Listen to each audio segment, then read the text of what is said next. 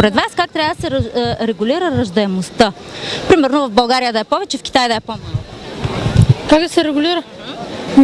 Може би хората в момента, в който са щастливи, да започнат да се снабдяват с деца.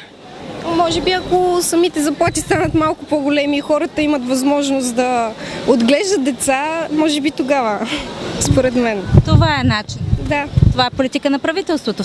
естествено. Аз не съм компетентна в тази област. Не знам. Не знам, не мисля, че в България трябва да се контролира раждаемостта.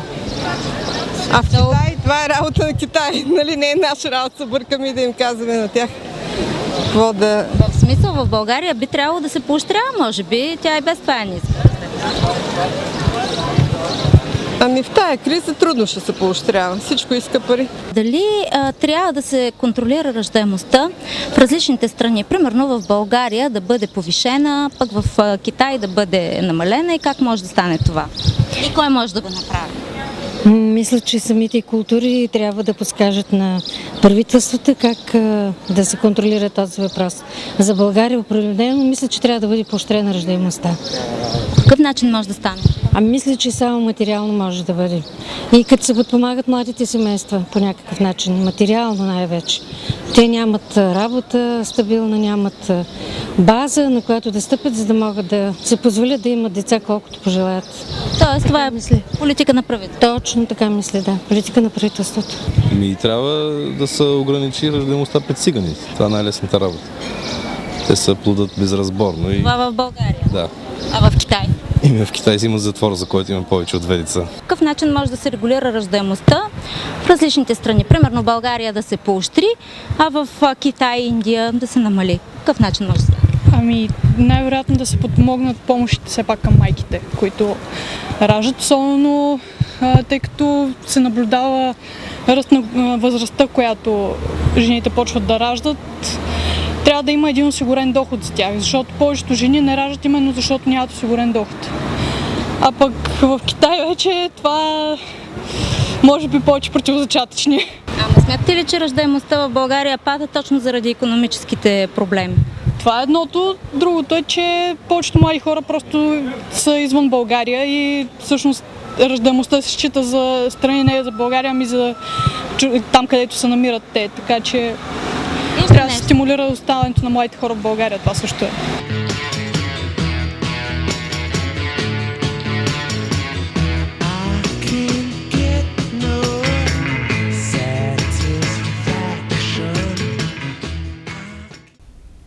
Третия въпрос е на СК 45 годишен от Асеновград. В съвременния свят отношението към раждаемостта е различно. Някои нации я поощряват, както у нас, други се стремят да я ограничат. Какво е отношението на сексологията към проблема? Има ли съвременни методи за регулиране на раждаемостта?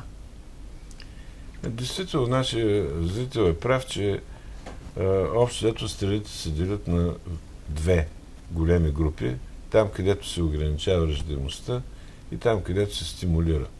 Ограничава се обикновено в държавите от Азия, то най-вече от Източна Азия, също в много африкански държави, защото повишената раждаемост вече създава проблеми с хранването на населението и дори в тези държави така се вземат не само биологични медицински методи или така начини за ограничаване, ами и чисто социални и дори политически. Например, в Китай детските надбавки се дават само за първото дете. Оттам нататък не се дават, което е една икономическа рестрикция спрямо раждаемостта и те имат основание да го правят, тъй като знаем колко много са китайците.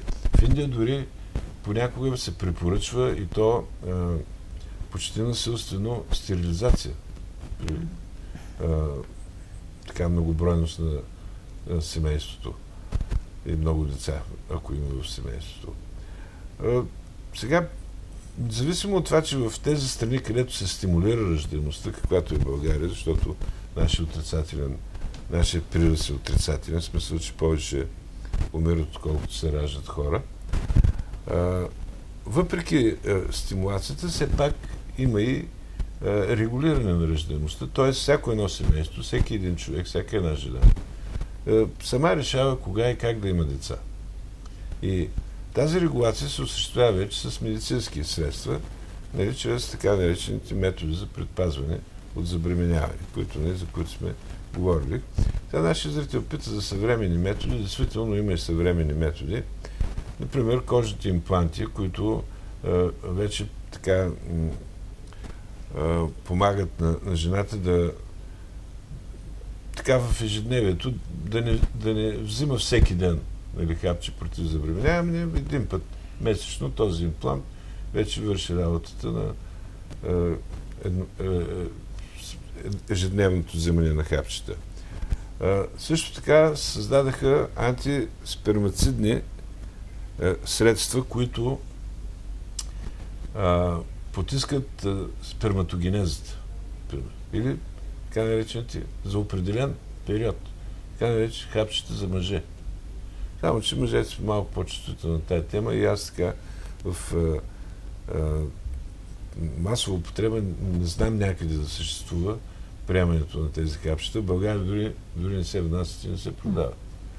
Сега, по-разпространени са и то напоследък гледам тези пак спермацидни, в смисъл, че намаляват действие, т.е. понижават подвижността на спермацоидите, но използвани от жена. Повишава се киселеността в влагалището, оттам вече сперматозоидите или загиват, или пък са трудно подвижни. Използва се дори, което това го четах наскоро, дори хипноза за предпазване от бременност. Но точно не можах да разбера хипнозата как би въздейства. Вероятно има такива методи. Този метод чрез хипноза не е само против забременяване, той се използва за много други видове желания или болести или лечение на психиката. Да, за психично отклонение, точно за забременяване. Може пък и да има някакъв ефект. Може. И в случая той е така екологично или, да кажем, от медицинска гледна точка най-безвреден. Ако може с хипноза човек да се предпазва от забременяване, т.е. една жена. Аз съм сигурен, че така с развитието на медицината тези средства ще се усъвършенстват и регулирането на раждаемостта няма да има никакъв проблем с нея само след 50-100 години най-много. В момента все още има. И то в по-слабо развити страни, но вероятно проблема ще изчезне.